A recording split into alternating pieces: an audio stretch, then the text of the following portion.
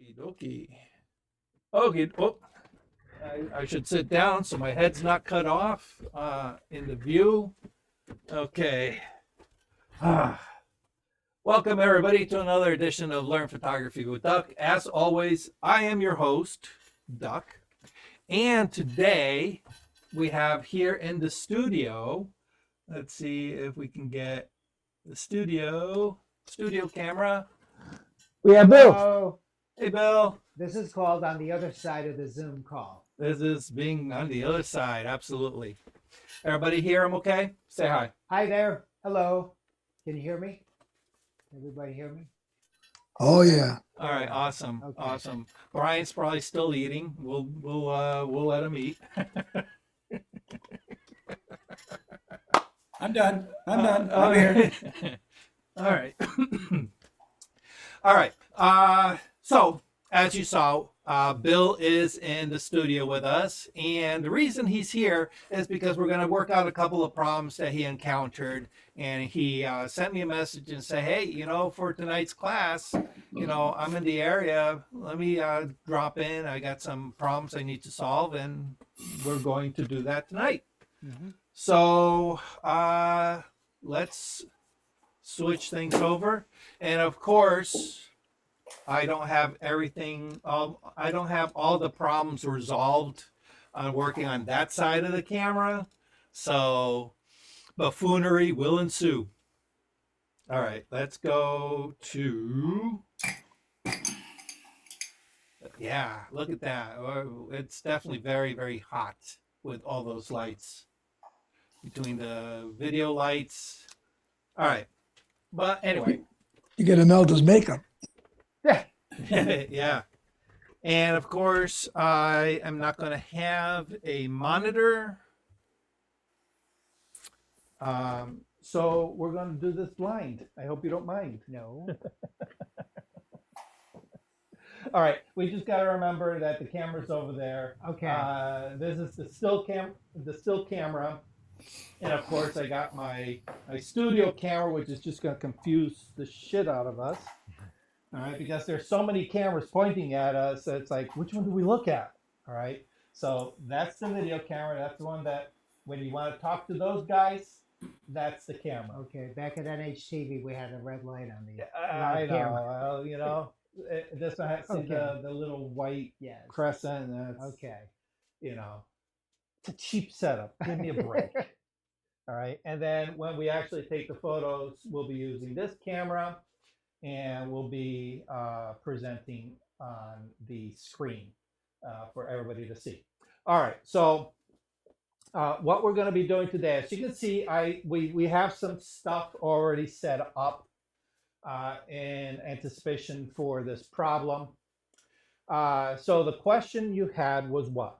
Question I had Well, was you had several, so I let's had several. start with Okay. one. how you deal with outdoor photography when somebody is wearing a hat.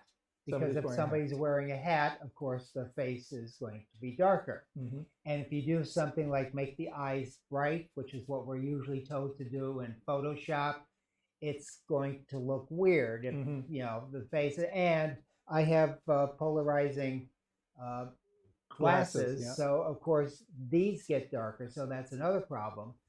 And a question that I had today on a hike was, somebody showed me a picture of the background was the lake and the sky, and she had taken a selfie of her and a friend with that, and she said, why do I look dark and that looks bright? Mhm. I told her a couple of tips on the phone, and I told her what they are, so you could tell me if I was Okay. right or wrong. Awesome. Okay. All right. Well, let's get a hat.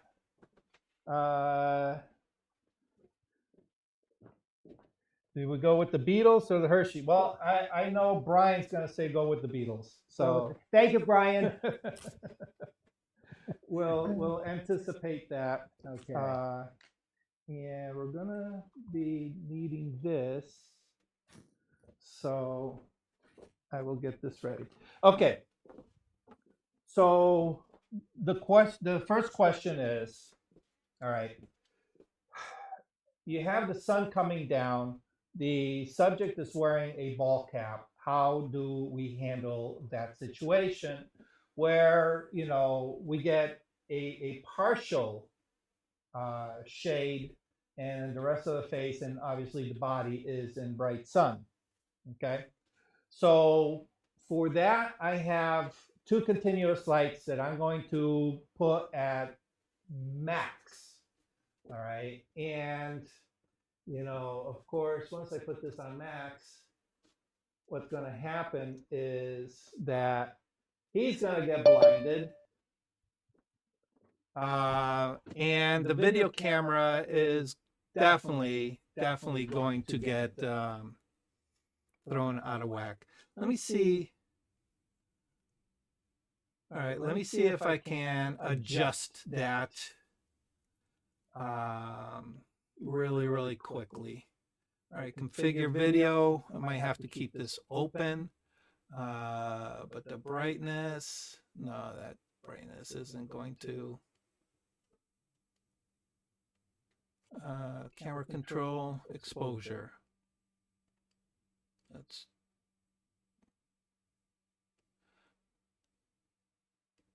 okay. All right. It's pretty contrasty. Sorry about that, guys. Oh, here we go. Let's see if we can lower the contrast. Bring the exposure down. There we go. We'll bring the contrast all the way down to 0. Is that a little bit better for you guys? You can nod if you want. Yeah. Okay. Yeah. All right. We'll try to work with this as best we can. All right.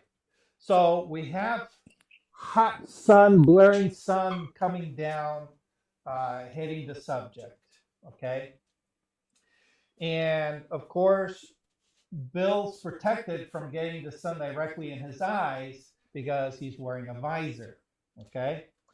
If I'm in the picture with him, guess what? If the camera's over there and the sun is in my eyes, what am I going to be doing? I'm going to be Squinting. right? Mm-hmm. Yeah.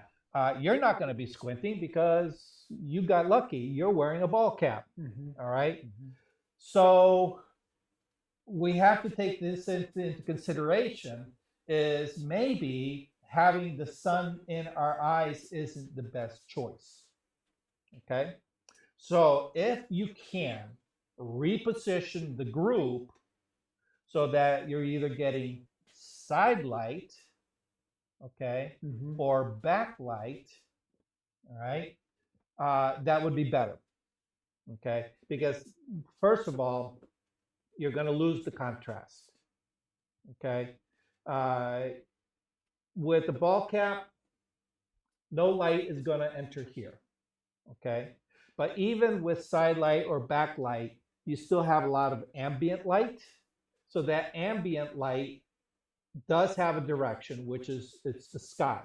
The sky is a big soft box. All right. So what we'll do is, and maybe we'll set up, something to replicate that in a little bit. But a nice big soft box, it softens the light, so you're not squinting at this hard light, but you still have the problem with the visor creating shadow. All right. So there's a couple of things that we can do. Actually, let me get my hat. I have a hat. Oh, who's coming in? Alan is coming in twice.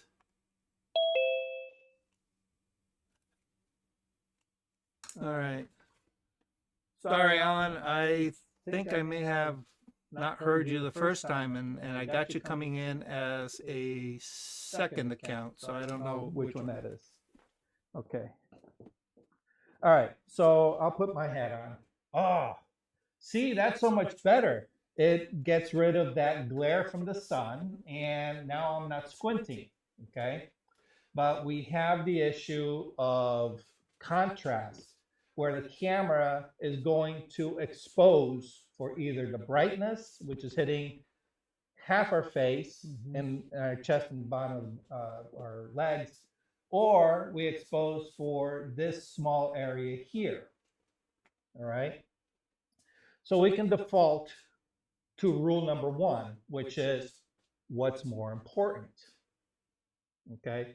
Is it the overall group or getting the detail of the eyes? If it's a group picture, we want the group. We want the group. Yeah. All right. So what we can do is we can sacrifice, getting any light under the brim. Okay. Okay. Or if you have the time, usually what I tell people is, if you're the one that's initiating getting a group photo, you're in a position where you can dictate to the group where you want them to start, to stand, because they're going to look to you as the organizer of the group shot. Okay, they're going to look to you to tell them, where do you want me? All right, and I see this pretty much across the board with anybody who has a camera. Okay, where do you want me to stand? Okay, I'm sure you probably said it to somebody holding a camera. Yeah. All right. Mm-hmm. Oh, Bill, let me take your picture. Okay, where do you want me to stand? It comes out without us even thinking about it. I mean, I do it all the time, and I know where I should be standing. Now, You I know? have a question for you. You said either the side Mhm. or the back. I've always had it, or I was taught to, like, in the 7 o'clock or 8 o'clock position, have the sun. So have it in the 9 o'clock position or 3 o'clock position. Well, instead? no, that 45 is good. Okay. Okay. Okay. Basically, that works best for people who aren't covering their eyes, Okay. because I mean, you're sitting here. Take that off, Mm-hmm. and I mean, these are studio lights. They're not as powerful as the sun, but yet you're still finding yourself squinting. Yes. All right? Mhm. That hurts. Yes. Okay. So as soon as you turn away, it's no longer hurting. Okay. All right. Mm-hmm. The benefit to that Okay. is we are now shaping the form. Okay. All right. Because what we have is we have light on one side, we have shadow on the other side. I'm talking about for group and for individual. Yeah. Okay. All right. So don't think of the group as a group. Think of the group as an individual. Mm-hmm. All right. You're just lighting many individuals. Mm-hmm. All right. And it just so happens to have, it's the same light that is lighting each individual. So how would you light an individual with that big light? All right. Mm-hmm. And in any studio environment, any portrait, you're not going to have them, with the sun directly or with the light directly in front of them. Mm-hmm. It flattens everything out. Okay. Okay. Mm-hmm. Normally you put it 45, all right, up to about 90 degrees, all right, for the side lighting. Mm-hmm. Side lighting being a little bit more dramatic, but typically you want them 45. Okay. So if the sun is there, if you turn the person 45 degrees to the sun, Mm-hmm. all right, they're no longer, I mean, yeah, it's kind of like out of the corner of their eye, but they're no longer squinting Okay. at the camera Mm-hmm. because the sun's not directly in their eye. All right. Okay. Now, in an outdoor environment like what you do with the hikes, Mm-hmm. the background is important. Yes. All right. So And Some- sometimes we have the Oat River yeah, and a bright skylight in the Yeah. background. yeah. Mm-hmm. So the first thing, and I think you guys heard me say it before, and I know you've heard me say it before, is whenever you were building a photograph, you always start back to front. All Okay. right. Mm-hmm. Pick your background first, then put your subject into the background and build it that way. Okay. So if you can control your background, by all means, Mm-hmm. but you don't always get the chance to control your background. So you got to say, okay, well, the sun's here. All right. The background that I want is right here, which is opposite the sun. All right. Okay. So maybe I can cheat just a little bit. Okay. Uh, but again, you got to take into consideration that different backgrounds are going to give you different things. All right. And we all understand that shifting this way just 2 feet can make a big difference. Okay. But if you have distance between the subject and the background, shifting this isn't going to affect that as much as it does here. All right. Because we have the whole parallax effect working for us. Okay. You know what the parallax effect is? No. You guys, any of you guys know what I mean by parallax effect? Anybody want to give a shout out? No? All right. So you're driving in a car, going down the highway, 60 miles an hour. Okay. Out the window, all right, you see maybe 30 miles away, you see a city. All right. And 150 miles beyond the city, you see some mountains. Okay. Okay. You're driving down that highway 60 miles an hour, and the signposts and the light posts on the side of the road are doing what?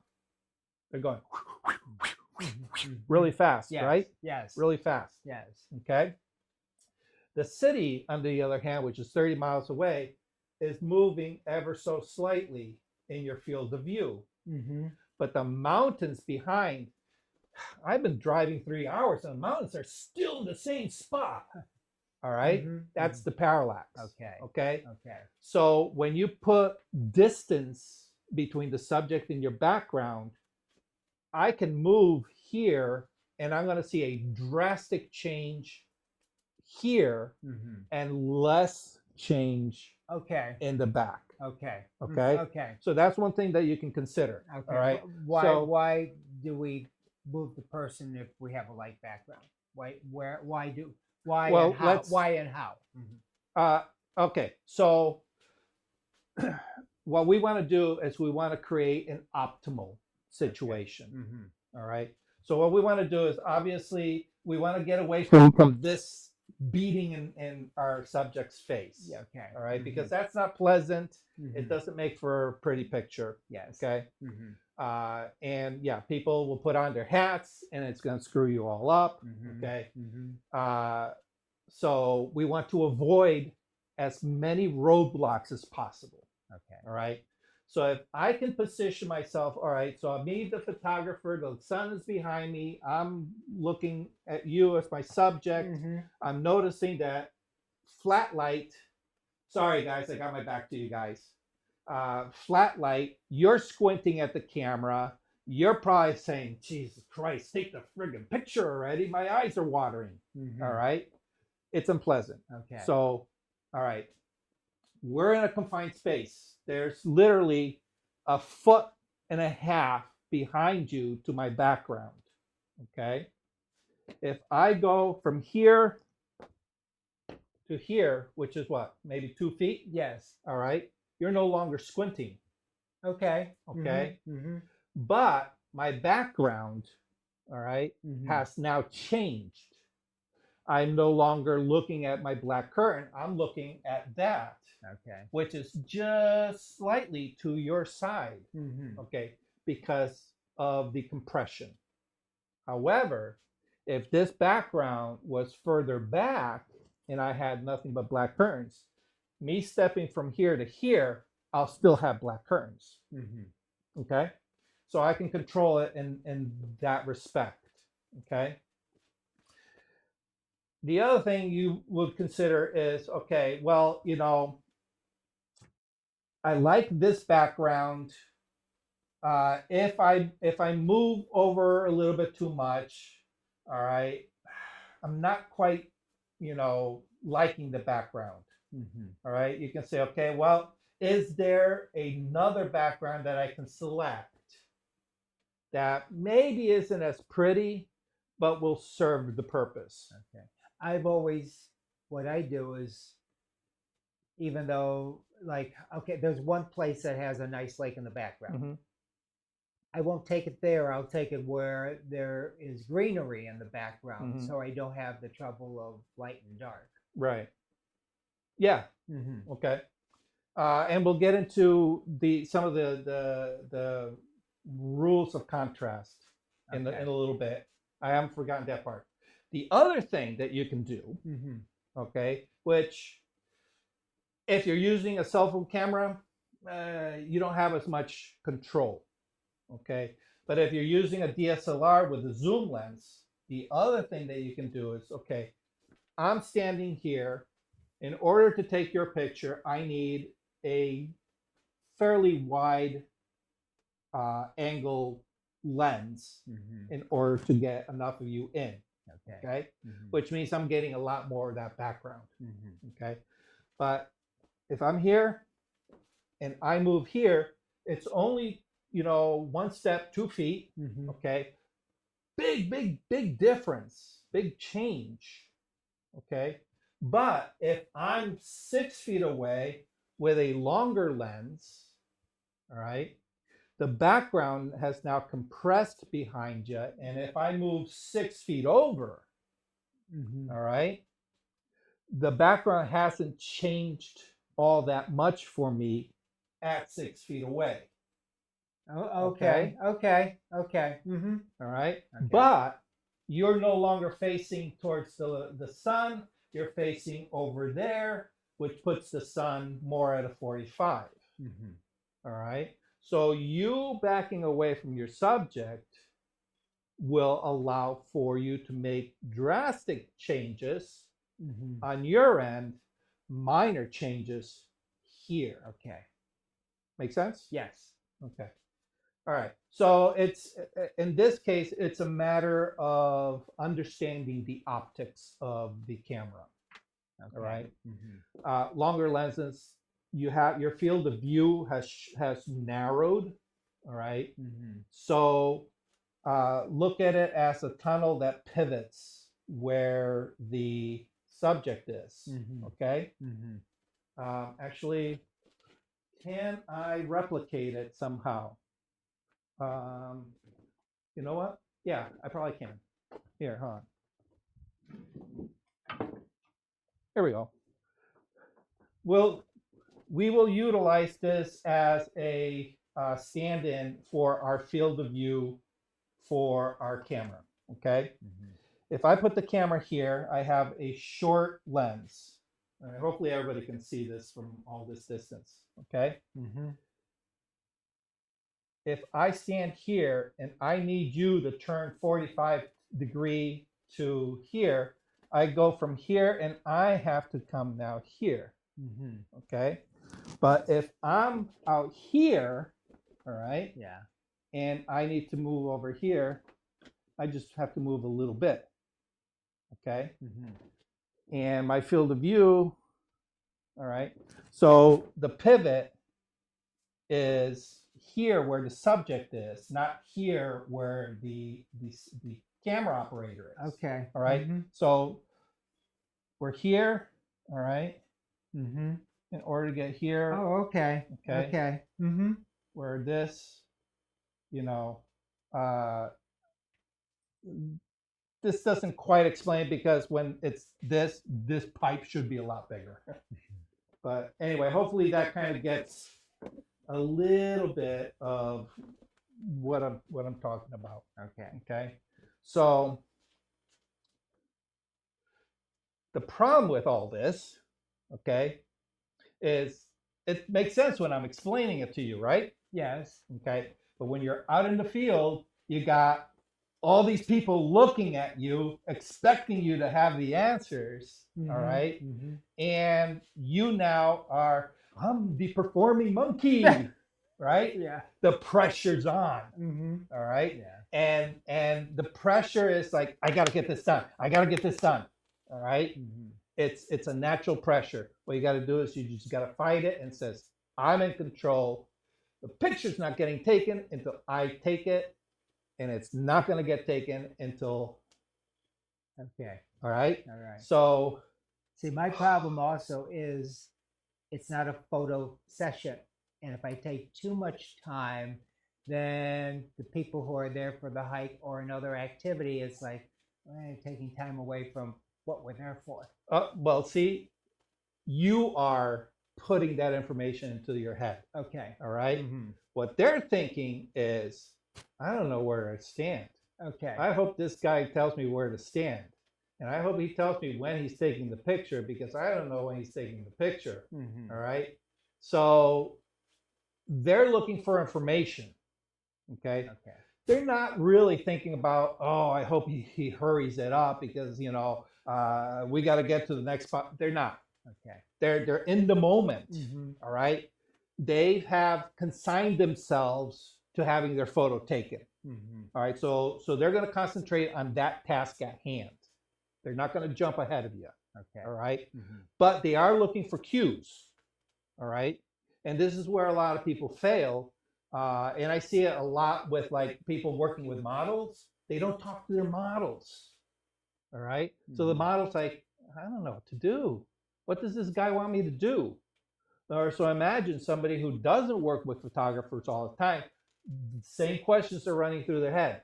Okay. So be prepared to give them the answers. All right. They can be bullshit answers. All right. This is all right. Give me a second. I just got to set up my camera. So in the meantime, what you're doing is you're buying time for your brain to process what it is you want. And the first thing I would say is get your brain to slow down.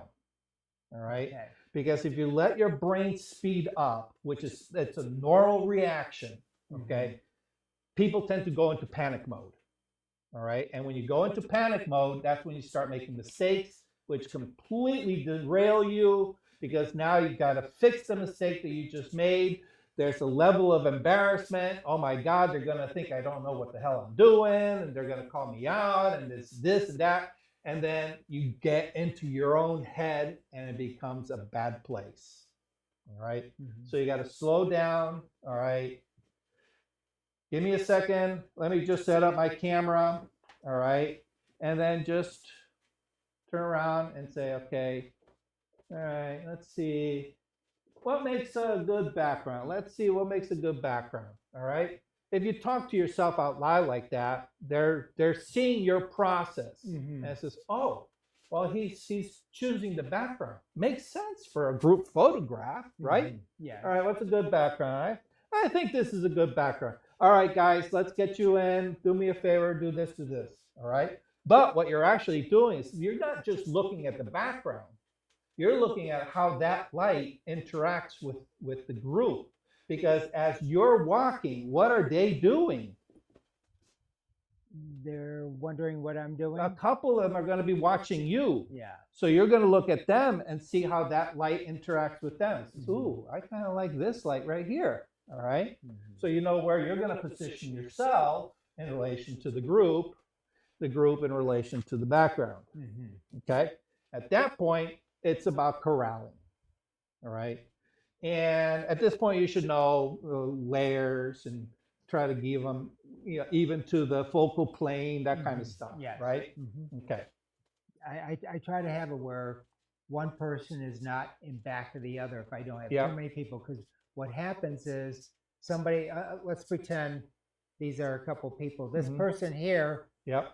this person here may think, yeah, I can see the camera, but they don't show up in the picture. Oh, no. You know what's worse? What? Is when they purposely try to hide. I've had a few people I do call that. them out. I like, hey, you hiding back there?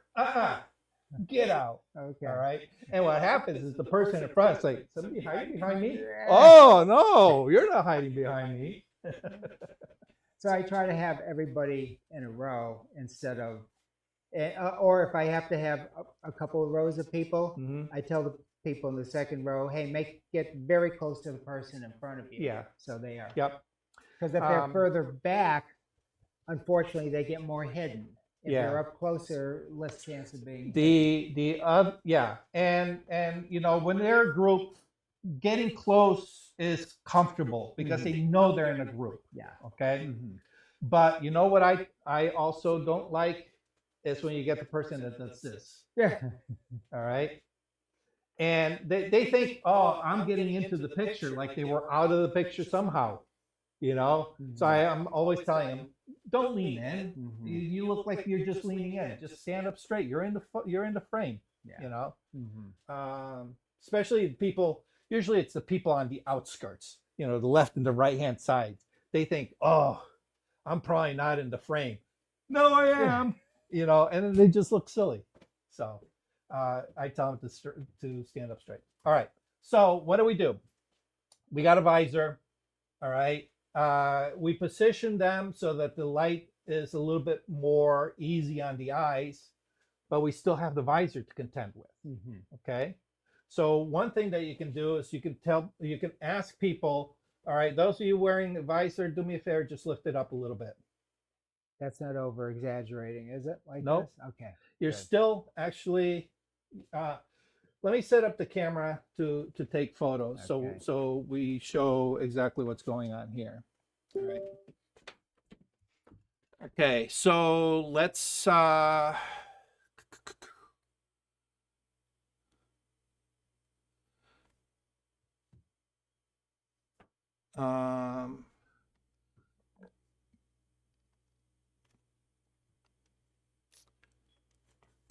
uh-oh.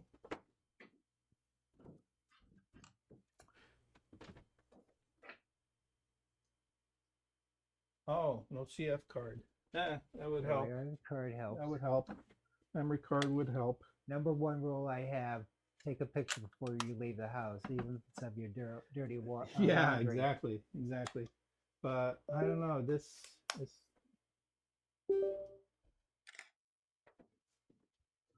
oh, detecting camera.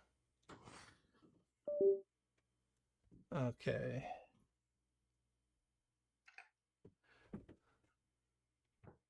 There we go. All right. So let's switch over to desktop. Um,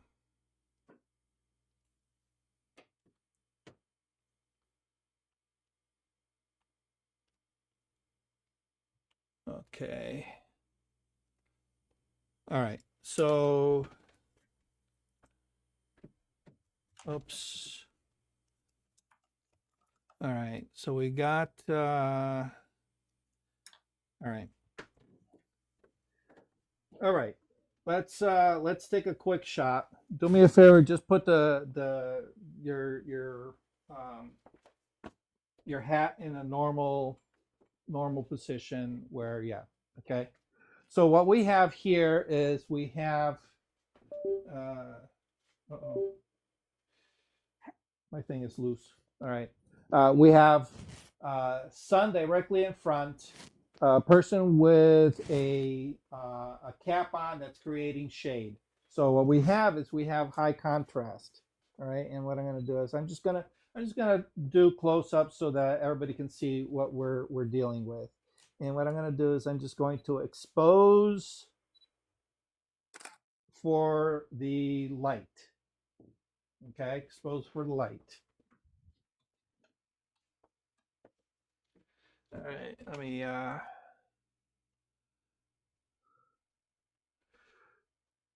you can kind of sort of see that, right? Yeah. Mm-hmm. Okay. Yes, I can see that. All right. So what we see here, let's go to the studio. All right. What we're looking at is we have bright sun hitting everything from the eyes down. Okay. And then just that little section underneath the ball cap is creating shadow. All right. And you can see that you're actually turned a little bit away from the light. Okay. Which is not too bad. Okay. So there's a couple things that we can do here. All right. We can manipulate the exposure a little bit, but we have to figure out which way do we expose. Do we expose to the left or do we expose to the right? Okay. If we expose to the left, what we're doing is we're preserving the highlights. No, I'm sorry. Yeah, if we expose to the left, we're preserving the shadows.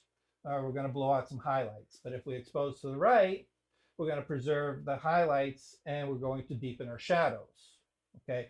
The nice thing about Lightroom and Photoshop is that Camera Raw has gotten really, really good at reclaiming shadow areas. Okay. But we want to hedge our bet. We are in a studio environment, so these lights are not as strong as the sun. So the contrast that I'm getting here in studio is not what you would get with a blazing sun, right? Right. All right. So the first thing we can do, of course, actually, let me move this out of the way. Okay. Is I can reposition myself. So you look this way. So that way you are not looking into the sun. Okay. And what I'm going to do is I am again going to just expose for the light. All right. And you can see that it's still contrasty. All right. Uh-huh. But it's a little bit better. Your eyes are not squinting. Okay. All right. Mm-hmm. So now what I'm going to ask you to do is just take your visor and tilt it back. There you go. Okay. And then look at me. Your eyes aren't squinting, right? No. Because they're not looking at the light, Mm-hmm. right? Mm-hmm. So now I take a photograph.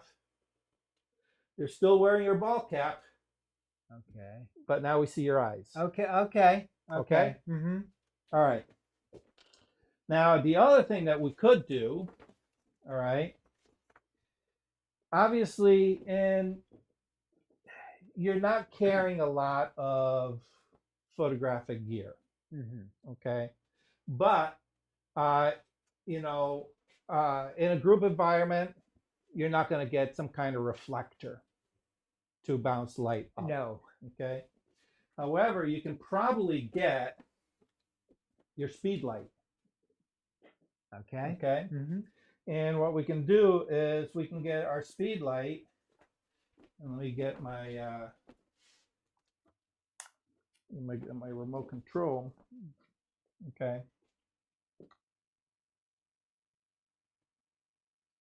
Okay, there we go. What we can do is we can take our speed light and we can use the speed light to open up our shadows. Okay, so go ahead and bring your ball cap back down. Okay, and what we're gonna do is, what do I have? I have it on manual. I'm gonna take this and I'm going to just bring this down to 16th. Okay, and I'm just going to go ahead and right in line here. Oh, way too much, way too much. Okay. Let's 1/3 bring second, that. maybe.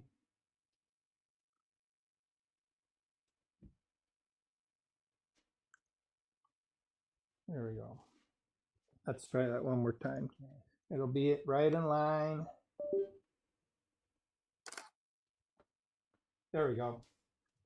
Question. Yeah. Most people in the woods are going to be using a cell phone. So should they use the light on their cell phone?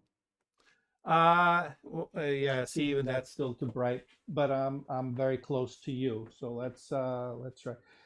Yes, they can turn the flash on. Okay. And the nice thing about a cell phone flash, it does kind of control a little bit better. All right. So what we're gonna do is just, of course, trying to hold this at the same time as do all this. Just lower your there. I want to get all that dark shadow. All right, there we go. Oh, my camera was disconnected. There we go. Sorry about that. my camera is being temperamental here. There we go. There we go. There we Look go. at that. Okay. So what I've done is the flash. All right. The flash power is so low that it doesn't affect this. It doesn't override what's here. And that's what you're going to find in an outdoor situation with bright sun. Mhm. Okay. So because a flash will never outpower a sun, you use it to fill in shadows. And as you can see, we can see your eyes. Okay. There are Yeah, I see the eyes. there are no shadows. Okay. That shadow, actually, you know what? Here, let me put the two together. That one and that one side by side. Okay. Big difference. Mm-hmm. Okay. Yes, yes. All right. Now, I'm giving you this information so that you are aware of what you can do with the proper equipment. Okay. Okay. So if you have a flash that you can pack in your bag, Mhm. you know, even the small little, you know, portable flash, it's fine. Okay. Okay. In a group situation, you're going to be a little bit further back. Just adjust the power accordingly. All right. And yeah, you're going to be flashing everybody in the eye. All right. But the side benefit to that I find with using flash outdoor like that, when you're a little bit of a distance, they don't always hear the shutter go off. So when they see that flash go off, oh, he took the picture. And they know exactly when you took the picture. All right. Yes. And then they can relax, and then you can say, okay, one more. Don't nobody move. Poof, they see the flash again. They know you're done. Okay. Okay. Now, obviously, if you don't carry a flash with you, what do? Use the built-in flash or use the You can use the built-in flash, Yeah. or what was the other alternative that we mentioned earlier? a reflector? Some sort Oh, have them raise their hat. Put the hat back. Put the right? hat back. Okay. There you go. Okay. Bob knew. Thanks, Bob. Yeah. All right. So yeah, just have them tilt the hat back Okay. so that a little bit of light hits the eye. You're Okay. still going to get that dark shadow. Mhm. All right. But hey, you know, Okay. the other thing that you can do, all right, not always available, is you can take them and put them in shadow. Or no. I take that back. Put them in shade. Okay. Okay. So you're walking along a trail, and the trail opens up to an overlook, and of course, what do you see? You know, big open sky. Maybe the sun's right there. All right, but it's a pretty vista. You want to get a group photo in front of this vista. All right. So now we're playing around with, okay, we have this pretty vista. We got a background. Okay. How do we position a group where we have, the group, and then behind you is a bright background? Okay. Okay. So what we'll do is we'll put this here. Here, do me a favor, just bring the stool forward a little bit. That way I can get this behind you.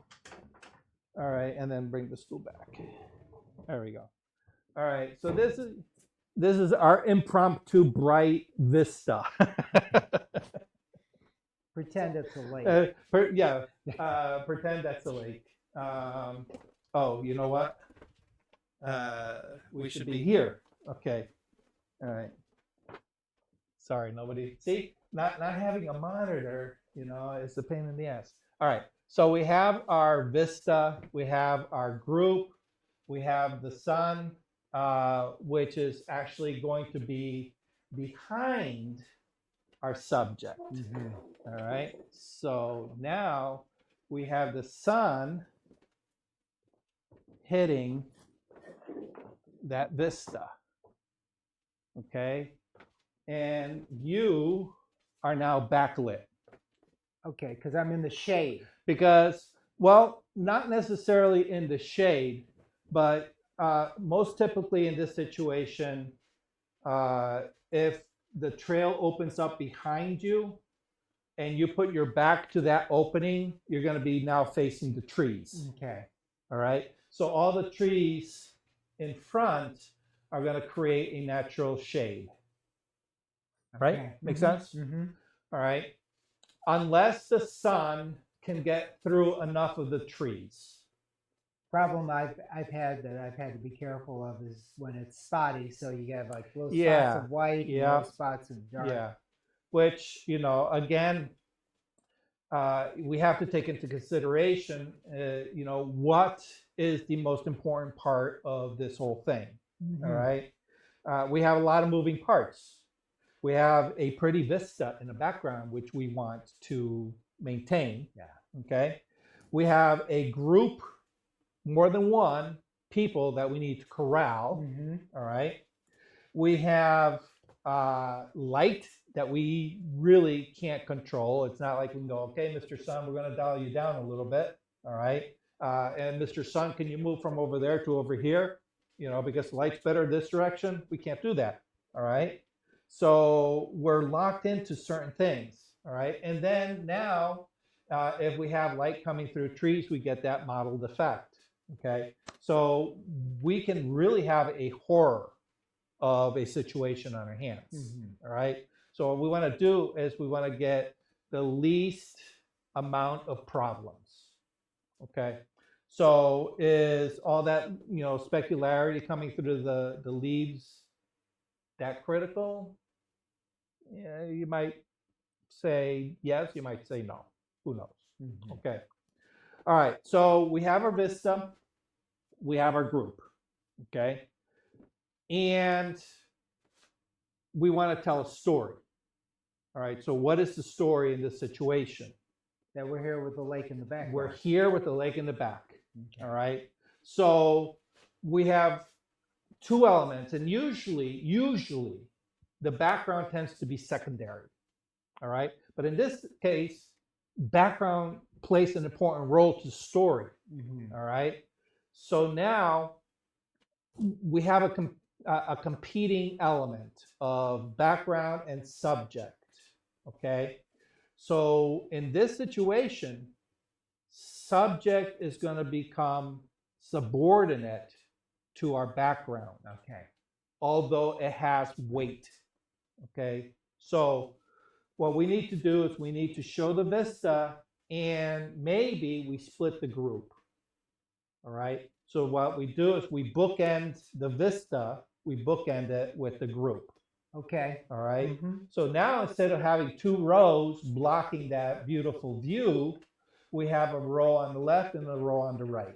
Oh, so if you had only two people, would it make sense to have one person? If you have two people, you put the two people together to one side. To a side, okay. Yeah. I personal gripe is when you have a beautiful vista, you have a nice landmark, you have the statue or the fountain or whatever it is, and they put the subject directly in front of it. You've seen those, right? Yes, I have. And it's like, really? Yeah, we know you're there, but you're blocking half the view. All right. Or the other one is where you have this beautiful grand vista and you put your subject way over there. All right. And now all of a sudden they become minuscule in this grand view. All right. So we have this unbalance. All right. So bring your if it's only two people, bring them in closer to the camera. All right. Okay. Compose for your background, then place your subject within that composition. Okay. All right. So we don't have a grand vista. We have a semblance of a grand vista. All right. But what we have is we have a very, very bright background behind our subject. Okay. So what will happen is if I want to preserve my background vista, all right, make sure, see, I keep disconnecting my camera for some reason. All right. Let me, there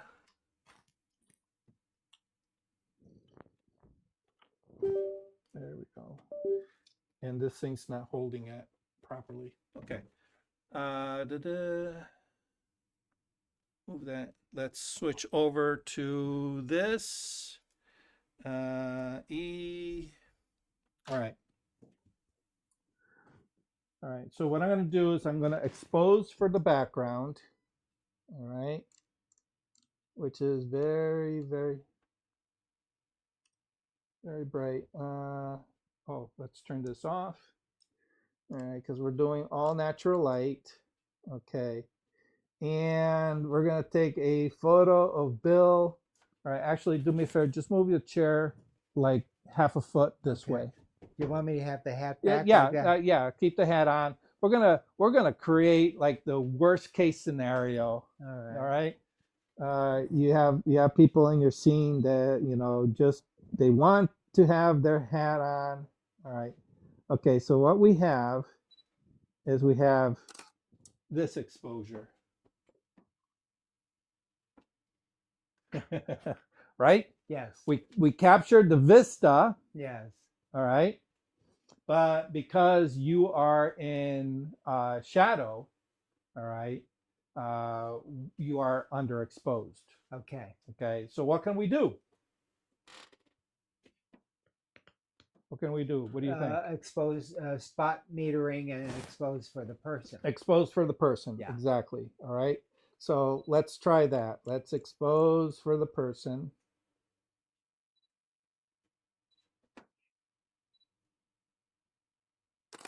All right. There you are. You're That's perfectly better. exposed, but guess what? We've blown out the background. Okay. All right. So what can we do? Photo stack? What's that? Photo stack? Photo.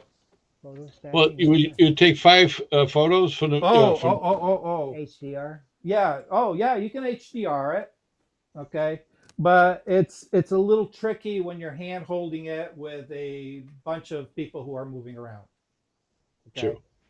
So one of the tricks that you can do is because we understand we're shooting raw, right? Yes. Yes. We can split the exposure. Okay. Anybody ever hear of that? Splitting the exposure? No, I haven't. Okay. So what we're going to do is we're going to uh, underexpose you. Okay. Mm-hmm. All right. So if here, let me see if I can make this a little bit easier. And we disconnected and connected again. Gosh darn it. All right. Let's pull up both. Where's my... Okay. The photo on the right, the subject, which in this case represents our group. Our subject is underexposed. Okay. But the background is properly exposed. Okay. The picture on the, what did I say? Left, right? Yeah. The picture on the right, we exposed for our subject, which blew out our background. Okay. So now what we have to do is we got to realize that within the exposure range of our camera, we have a certain amount of leeway that we can pull with the sliders in Lightroom or Camera Raw. All right. Mm-hmm. So we can open up shadows. Yes. Okay. Mm-hmm.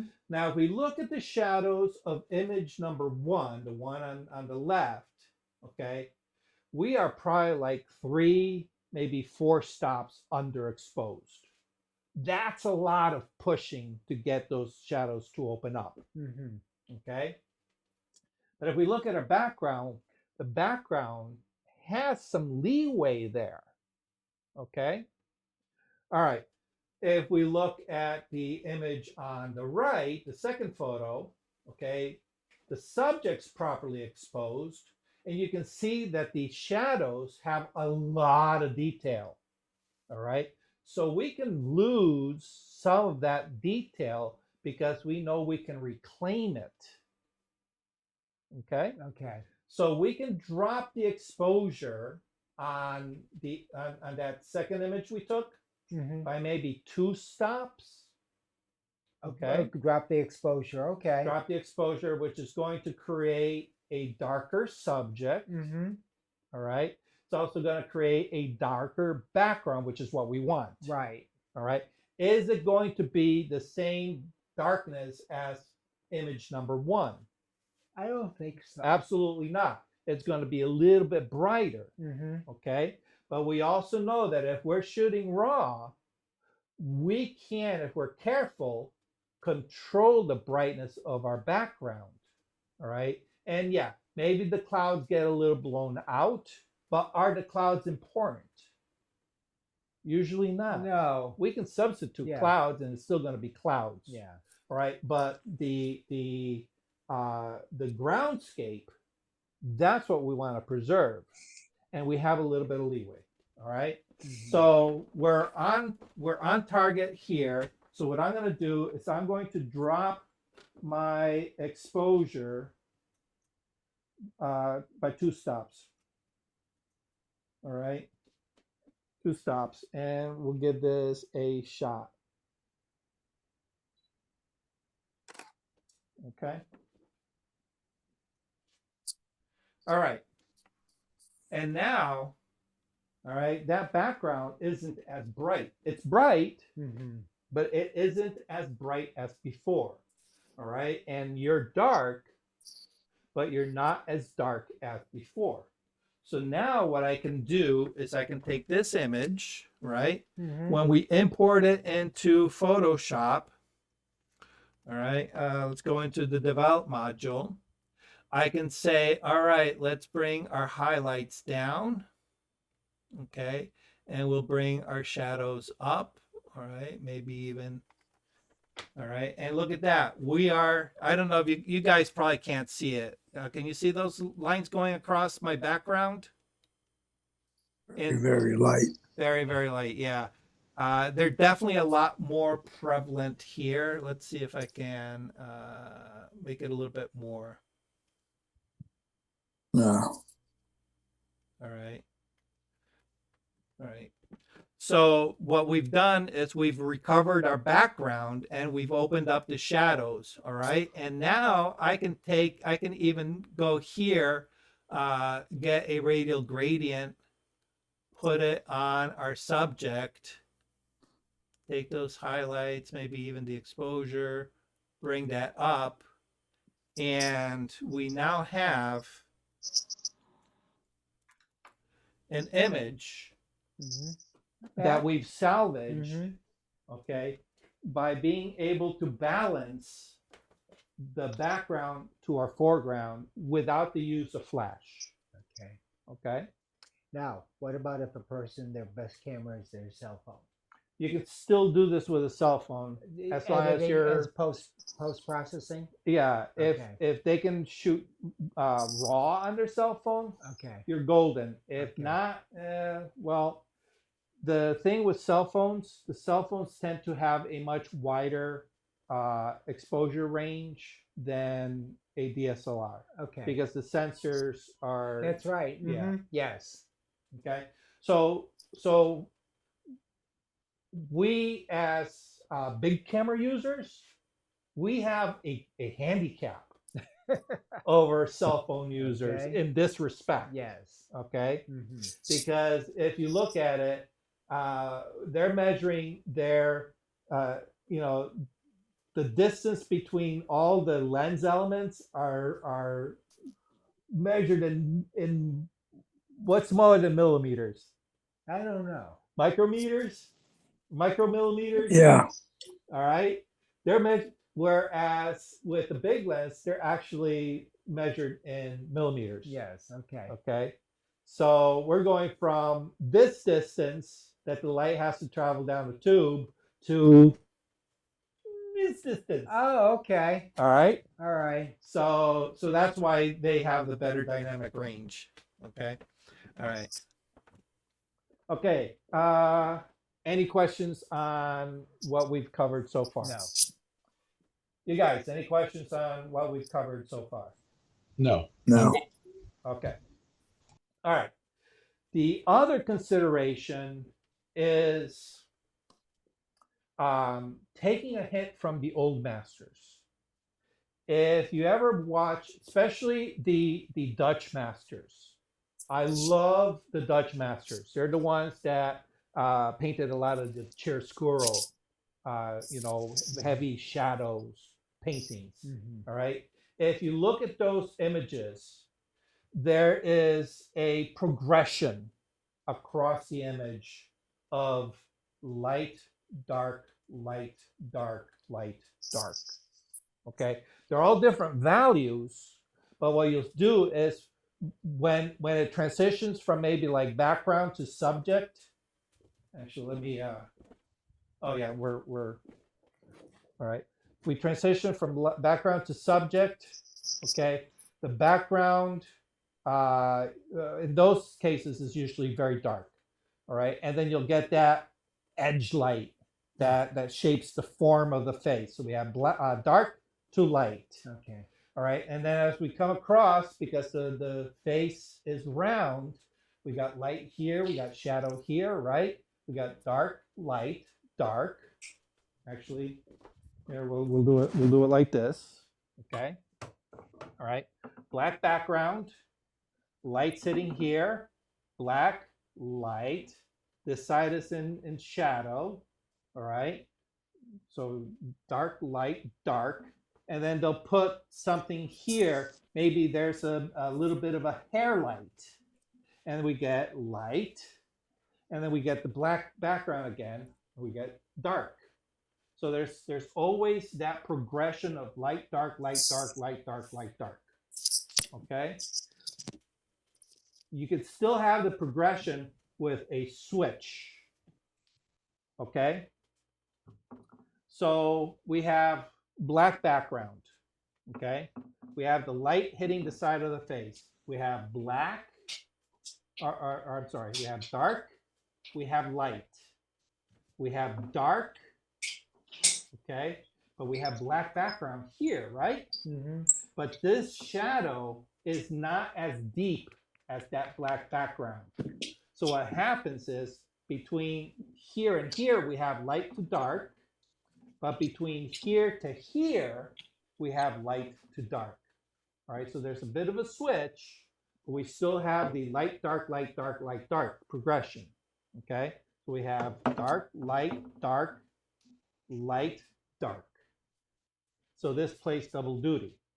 Okay, so what we can do is if we have a subject that is relatively dark, we may want to put them against a light background. Okay. Okay. Mm-hmm. If we have a dark background, and if we have a light subject, we'll want to put the light subject in front of a dark background. But what if you have a dark subject and a dark background? We There's move. no contrast. There's going to be very little contrast, so we need to create the contrast. So we Okay. might take that dark subject, move it to the light, so now it becomes a light subject Mm-hmm. against a dark background. Mm-hmm. All right, so what we're doing is we're manipulating our exposures. Okay. Okay.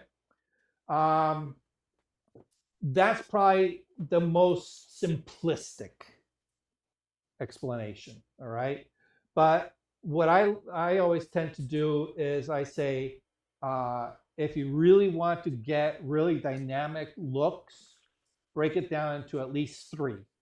All right, so you have your highlights, you have your midtones, and you have your shadows. Okay, and if you can manipulate those three, if you can keep track of those three elements, all right, you're always going to be golden. Mm-hmm. Okay, the biggest amount of contrast is between the white and the black, right? Mm-hmm. But you also have contrast between middle gray and black Mm-hmm. and middle gray and white. Okay, Mm-hmm. so that middle gray becomes a bit of a buffer. Okay. All right, so we can go. All right, if this is, I wish I had 3 different color cards. I'll have to put it on my to-do list. All right, white, middle gray, black. All right, white to middle gray is light to dark. All right, middle gray to black is light to dark. Okay. Okay, Mm-hmm. so we get the same situation here. Dark, light, dark. This now reverses light, dark. Mm-hmm. All right, because this now becomes our middle gray. All right, Mm-hmm. did you follow that? Yes. Or did I lose you? No. All right, did you guys follow that? Or did I lose you? I think I lost them. They're not answering. Okay. Any questions on what we covered? No. No, I think we followed it. It was, you did a very great job on that. All right. Bill, great model. No, Did I hit all the you hit answer everything. all the questions? Can I put the yellow yeah, jacket yeah. on? Hold on. Okay.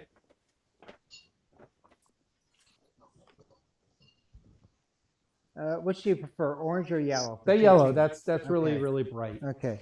Now, a lot of times, if I'm taking pictures of bicyclists, we're wearing these yellow jackets so we don't get hit by cars. Mm-hmm. And the yellow gets blown out. So what I do in Photoshop or Lightroom, I will take the yellow slider and lower the luminance. What makes this exciting? This is the best of the year. Yeah. You can see the other photographs. Okay. There, All right. Here, I'm gonna switch you over to the desktop here. All right, and I'm gonna take a shot. Okay. And I'm gonna just cheat a little bit and put some light on you, just so that we are nice and bright. Let's move this out of the way. Okay. All right. So we're back in that situation where we have that nice vista. Okay. So what we're gonna do is we're gonna split the difference. Okay. And let me just widen out so that way we get the jacket as well. All right. So what we have is look at that. Look at your shoulder. It almost blends into the background, right? Yes. Okay. So right where the shoulder meets the background, that creates a little bit of visual ambiguity. Okay. And it makes it a little bit difficult for us to really see form. Now, we as humans, we've developed our vision to very easily recognize forms until a problem occurs where it makes it difficult. All right. And all of a sudden, we're really fighting to figure out what's what. Okay. But watch what I'm going to do. All right. We still have you in front of that vista. Okay. What I'm going to do is I am now going to step to the side slightly, and voila. Okay, why did I do that with my head? I'm not sure. Yeah, it doesn't matter. But Okay. all right, what I've done is I've now put you, maybe there's a bush behind you, there's a little bit of a tree, before it opens up to the clearing. All right, we still have our vista, but I've now positioned you against a darker background. Okay. All right. Okay. So is that always available? No. But if it is, that's a solution. Make sense? Yes. Okay. Everybody else make sense? Yeah. All right. Okay, I think, all right. And yes, the other thing we can do is we can, again, split the difference like we did before. All right. Yeah. Okay. And with a masking tool, tone down the jacket. Okay. Okay. Mhm. Typically, all right. Actually, let me move this out of the way. All right, we'll take one more shot. We'll take one more shot. Let's switch back over. Okay. And what we're gonna do is we're gonna take a photo of Bill. I am exposing for his face. All right. Are you using a spot? Yeah. Okay. Yeah. I that's my camera does not come out of spot metering. Oh, all the time, no matter what? All the time. Okay, I didn't know that. I'm lazy photographer. Oh, okay. I don't want to be messing around with any of my settings All because right. the minute I start messing around, you've seen it here. Yeah. Well, that's like how I told somebody, Yeah. you know, because the cell phone version of a spot metering is hold the phone and Yeah, press your Yeah, but hand on that's much easier to do on a Yeah, cell phone okay. than this. Yeah. This you have to go into the but it's the menu. same Yeah. principle, right? If I'm Uh, teaching yeah, this, okay, Yeah. okay, So what we did is we took a photo of you, bright sun. Mhm. All right. You have the ball cap creating that shadow. Yes. Okay. And if we squint our eyes just a little bit and we look at that image, Mhm. all right, that jacket is pretty much the same brightness level as your face. Yes. So there's competition. Okay. Okay. So how do we fix this? Well, one, do we want to fix it in the field? Maybe not. Maybe not, Because there are other things going on. Exactly. We want to move on. Yeah, exactly. Mhm. All right. But if we look at this, all right, if we look at the histogram, all right, you can see that the majority of it is very dark because maybe I put you against a dark tree line. Okay. All right.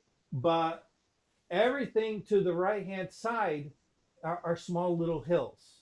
Mhm. And there's nothing that's really going up that right hand wall. Okay. All right. Mhm. Anything that goes up that right hand wall means that it's clipped and beyond saving. Mhm. All right. So all I have to do is look at that histogram and I see that it's nicely within that highlights and whites section. I can manipulate that. Mhm. Okay. Mhm. As a matter of fact, what I can do is I can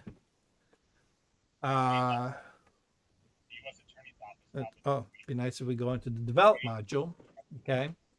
I can open up my shadows. All right. And we can bring down that. All right. Then I can take my radial gradient. Actually, you know what? No, let me take my highlights and I'm going to darken those highlights. Okay. And what's going to happen is that your face is going to darken. All right. We've darkened the jacket. All right. Everybody see that? We've darkened the jacket a lot. All right. I'm doing this so you guys can very clearly see it in the video. All right. I'm then going to take a radial gradient, put it over the face. All right. And we're going to bring up the exposure, bring up our shadows, maybe bring up our highlights. All right. Maybe even soften the contrast a little bit. All right. And voila. Not bad. Okay. And we might even say that, you know what, that jacket's it's a little bit too far. Maybe we'll open up just a little bit. Okay. We might have to go back to our face mask and, you know, adjust it accordingly. Okay. And we've just by manipulating a couple of sliders and adding one mask, we've made your face the brightest part. So if you squint your eyes and look at this image, you can see that your face is the brightest.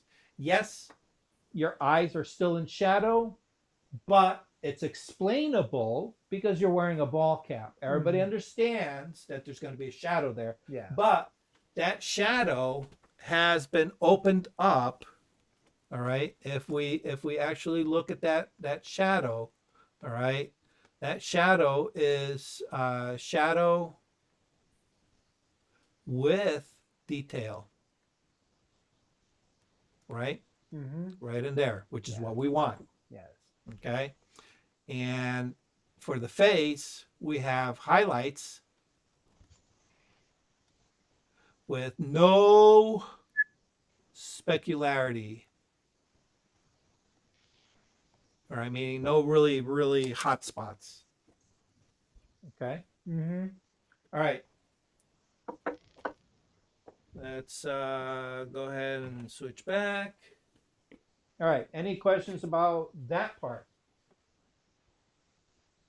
You guys, any questions? No. Pretty straightforward. Pretty straightforward, yeah. The trick is remembering it when you're in the field Yes. because there's you're bombarded by so many different things. Yes. All right. Cool. Any other questions? One other question. A lot of times in the woods, we're taking pictures of flowers and plants. And I've had discussions with people and I've gotten different answers. I like to take pictures of flowers and plants in the shade Mm-hmm. because I don't have hot light going on. Right. But I have some people who like the sun, Mm-hmm. and one person on a forum said, well, do it early in the morning or late at night. Yeah. Okay. Yeah. If you can get that sun to be really low on the horizon where it just kind of skims across, Mm-hmm. oh my God, that light is beautiful. Is that the best best way? Yeah. Okay. Yeah. Mm-hmm. Or, a really overcast day Yes. where there are no hard shadows. Mm-hmm. Beautiful pictures Yes. of flowers. Okay. All right. Mm-hmm. The worst time is that high noon where you get that heavy shadow and that really bright sun. Mm-hmm. All right. Yes. And at that point, and you'll probably remember this, I tell people, bring yourself a small piece of foam board. Mm-hmm. Okay. Yes. Because with a small piece of foam board, all right, Mm-hmm. you're gonna be my flower. Okay. All right, you ready? You're gonna be Yeah. my flower. All right. Okay. Normally I have, Is you're going to show us what you showed us in Plainville? yeah, Okay. there it is. Here we are. Okay, this is just the bigger version because this is the studio version. All Okay, right. Mm-hmm. all right.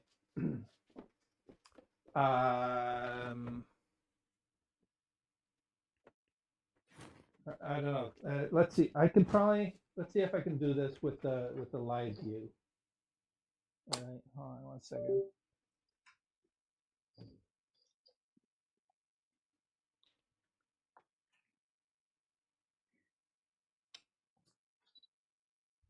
All right, let's see if we can do this with the live view. Where's the live view? There we go.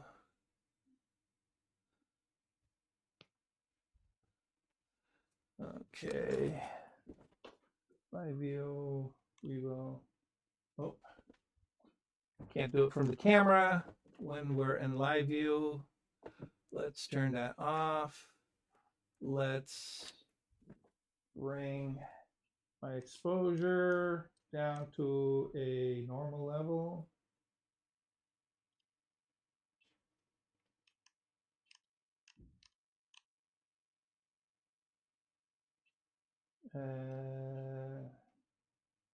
Let's see. Live view.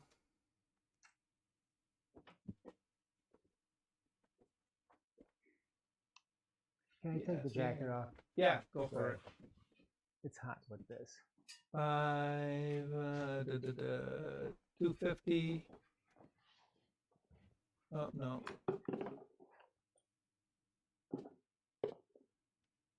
Okay.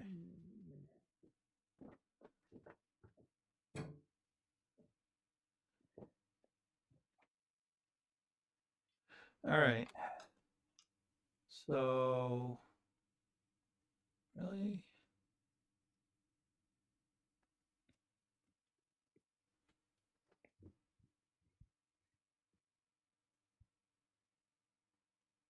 Let's go up to. You know what? I don't think the live view. I don't think my live view is tracking the exposure that I'm setting. All right. It's not gonna let me do it. All right. Well, maybe. I don't know. Maybe. All right. Let's see if we can do this where if we bounce some light. Yeah, it's not gonna do it with the live view. My live view is not set up properly. Okay. All right. That was a fail. That was a fail. All right. So we have our flower. Okay. Oh, let's switch to. All right. We have our flower. We have our background. Okay. If they are both. Wait a minute, I think you're still on. No. Okay. Okay. Yeah, I don't have to see. That's why I need a monitor. All right. You know. All right. Our flower, our background.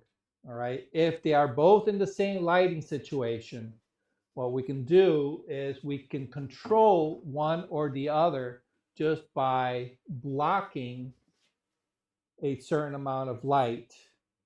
All right. So I can block my background, all right, just by putting some shade over it.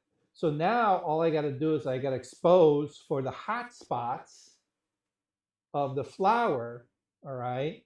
And because I am artificially darkening the background, all right, the background's going to be a lot darker than the flower. Okay. Okay? All right. And vice versa. And then the other thing is, obviously, with a bright sun, you're able to do it. You can use the white side, okay? You can use the white side and push some light into the shadows of the flower. All right. Obviously, it doesn't quite work here because a little bit there. I don't know if it comes across the video though. So you can use the white to open up the shadows. All right. And what you're doing is you're just taking that very heavy contrast and you're reducing it to a more controllable level. Okay. So within the flower, you have heavy shadows, bright light. Okay. By introducing light into the shadows, you're literally taking the shadows and you're going, I don't want you here. I want you here. Make sense? Yeah. Okay. Whereas if we use it to control the light in the background, okay, we have, heavy shadows on one side of the flower. We have the brightness of the flower, which is also the same brightness of our background, right? So by putting a card to hide that background, we're literally saying, okay, this brightness, we want you here, right? The flower brightness stays here, but the brightness for the background we picked up and we moved it darker. Okay. Artificially. Okay. Okay? Make sense? Yes. All right. Awesome. That was a good question. All right. All right. Anything else from you guys?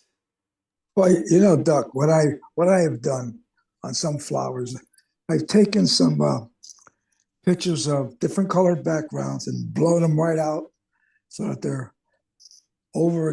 just blurred them out fully. Yep. And sometimes I put them on a 8.5 by 11 card and I take them with me and I just drop it in the background. Yes. And yeah. I've done that too a lot. I've done some of that on the flowers. Yeah. So what I usually tell people, all right, so this right here is a full sheet of foam board. Okay. You can buy this at any art store. You can buy it at Walmart. Don't buy it at the dollar store. Those are cheap. I take the picture and I put a matte finish on it and I glue it to that. Then I put it behind the flowers. Yep. It can be Yep. browns and reds and whatever. Yeah.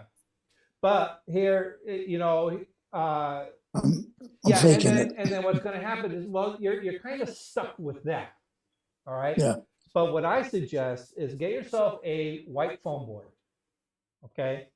And I usually tell people, all right, it comes in a big sheet like this. What you want to do is get a rattle can of matte black spray paint, and you're going to spray paint the other side flat black. Okay? So you literally have this, a card with white on one side and black on the other. Okay? Then what I tell people is you're going to cut that in half. Okay? So you get two pieces. All right? And then one of those halves you're going to cut in half again. Or if you want, you can cut it in half and get some white tape, all right, and tape it in the middle so that you can fold it in half, all right. So that way you can, but I usually just say cut it in half and then take one of those, cut it in half. So you get a small piece like this, all right. See, this is 1/4. All right. And this is all you really need. Okay. Unless you're photographing big flowers, then that's where the half size comes into play, right? Now, here's the full sheet behind Bill. All right. Notice how clean an edge she has. Okay. So if I drop this behind a flower, I can very easily substitute this white background for anything I want digitally. Okay, yeah, you can do Okay. it that way, yeah. So you know the backgrounds that you print out and have here, you can create a library of digital backgrounds, and there's soft bouquets of different colors and things like that that you can digitally drop in to, because you've taken this and created a white background. All right. The trick is, there's a trick to using this. I'm gonna put this down. If you're using the white side, what you want to do is, all right, instead of being flat to your subject, angle it towards the light. Okay. So let's say this is my light. Here's my subject. I'm on that side. I'm not going to keep it like this. I'm going to angle this towards the light. I want this to receive the most amount of light, because that'll turn it completely white, as close to white with no detail as I can muster. Okay. Yep. If I want the opposite, if I want a black background, what I'm going to do is, instead of keeping it flat, I'm going to angle it down. Yeah. So that way I create a shadow in this area. And I want to get this as dark as possible. Okay. All right. And you'll find that one simple tool, oh my God, you can use it left and right. It becomes a sunshade to darken your background if you need to. You can use the white side as a reflector to kick up a little bit of light into the shadow areas. Okay. You can use it as a background to either get, solid white or solid black. All right. A lot of uses. I've even used it to isolate one flower from a group. And I'll basically just, because you don't want to be bending and breaking stems. I don't suggest that. That's destructive. You want to be. I use right. clothespins if I have Yeah. to do that. So you can take the white card, and you can kind of like wedge it in there without doing a lot of damage. All right. And now you're going to isolate that one flower from everything else. You take it away, bam, it's now with all his buddies. Make sense? Yep. Makes sense. All right. Any other questions? That's all I have. That's all? Just a statement from a previous session when I had problems taking pictures of the moon. You said don't do auto white balance. So this time I used daylight white balance and it came out perfect. Yeah. Awesome. Unfortunately, by the time, I don't know why, if you saw the pink moon, the strawberry Mhm. moon, in some places it was a strawberry color moon. No, we had a yellow moon where I was. Yeah. I don't know why. It must have been the atmosphere Well, in certain places. it's the atmosphere. Um, the atmosphere is what gives the moon its color. Okay. Because what you're looking at is the lower that moon is on the horizon, the more of our atmosphere Atmosphere. we are looking at through. But I It did acts as a see, that's prism, what I too. thought when I saw one particular picture. Mhm. But then later on, I saw some pictures where, like in New York City, and the moon was up high Mhm. above the buildings, and it was still There's strawberry. a lot of smog. Okay, okay, all right, yeah, Los Angeles, you get the same thing. okay. You know, Mhm. over cities, yeah, Yeah. you got the smog. On humid days, you'll also find the same thing. The more humidity is in the air, the more color cast you're going to get. Okay. All right. Also, also, where's the sun in all of this? Opposite the Okay. moon.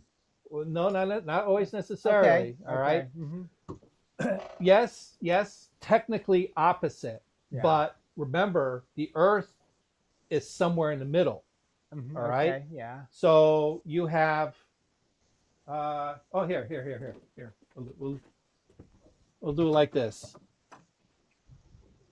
You will be our Earth. All right. You'll be our Earth. On the earth. Okay. Cover the earth. All right. There we are. This will be the moon. All right. Okay. The moon's on this side. Yeah. The sun is on this side. All right. The sun is shining and hitting that. So you standing here in Connecticut, you can see that moon, and because the sun is hitting it, all right, it's going to be lit. Okay. But the relationship, let me see if I can do it this way. The relationship between here and here, all right, if it's just a slight tilt of the Earth, all right, you can be looking at it, the moon, through all of this atmosphere here. Okay, so the atmosphere from here to here, but the sun is cutting through this atmosphere and this atmosphere before it reaches the moon. Okay. Oh, all right. So all right. Okay. if it's a little bit higher, uh-huh. it's going to cut across the top. Okay. If it's a little bit lower, it's going to cut through all of it. All right. All right. So that plays into effect. Okay. All right. Little celestial lighting understanding. Yes. Okay. That was a damn good question, though. I like questions like that. Good. You know, because those things don't always come up in conversations. You know, and now you know. Good. Okay. We're doing good with time. Yes. It's 8 o'clock. It's 8 o'clock, and the sun is still out, And which the means sun- I'll be going home when it's light out. We're in a sight. That's why I don't come Okay. down here in the winter. All right. So that means you have no more questions, right? I have no more questions Okay. because I can't drive in the dark. Any questions from you guys? We're good? We're good. I'm good. Awesome. So we've been in each other's studios now. Yeah. You were in North Haven that time. I have, yeah. Mhm. All right, guys. If any of you want to do a Bill Did, you're more than welcome to stop by, and we'll do a little session like this. Ryan's done it. He brought his Yes. guitar. He's Yeah. actually done it a couple times. So, all right. Any final questions before we close it up? Hey, Duck, I've got one that's off this subject, Okay. and not to get too depth into it, but I was going to start another book, and I started looking at the book function in Lightroom, Yep. and I didn't spend too much time, but can you only have one book going at a time in that? No, you can have multiples. Huh, okay. Yeah. I'll start taking a look at that. I've got two projects I want to do, and Yeah. I can't because find my old one. What you're And doing so is anyway, you're creating. Each book is going to have its own gallery, its own set of images. yeah. All right. So when you start one, it kind of compartmentalizes it. All right. and you start dumping images into that folder. All right. And then if you Okay, want that's a right. set- That's what it another- is. So make a folder that's going to be the book Right. or or Well, collection. Maybe that's okay. All a, right. a collection, a folder in your collections. All Yeah. right. As soon as you create a book project, it doesn't make a folder. What it does is it creates a virtual project for that Yep. book. And within that virtual project is where you dump your images for that book. As soon as you start a new book, it's going to create a project for that new book. Okay. All right. So you don't have to do anything. It does it automatically. All right. And then just All right. make sure you name it accordingly.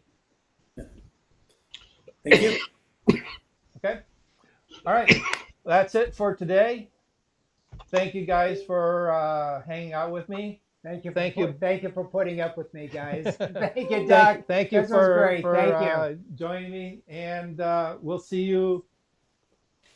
Are we? This Is this the third one? This is is the third week? of the month. Yeah. Oh, all right. We'll see you next month. All right. July 4th week. Uh, The first is a Yeah, Monday. yeah, First is for- wait a minute.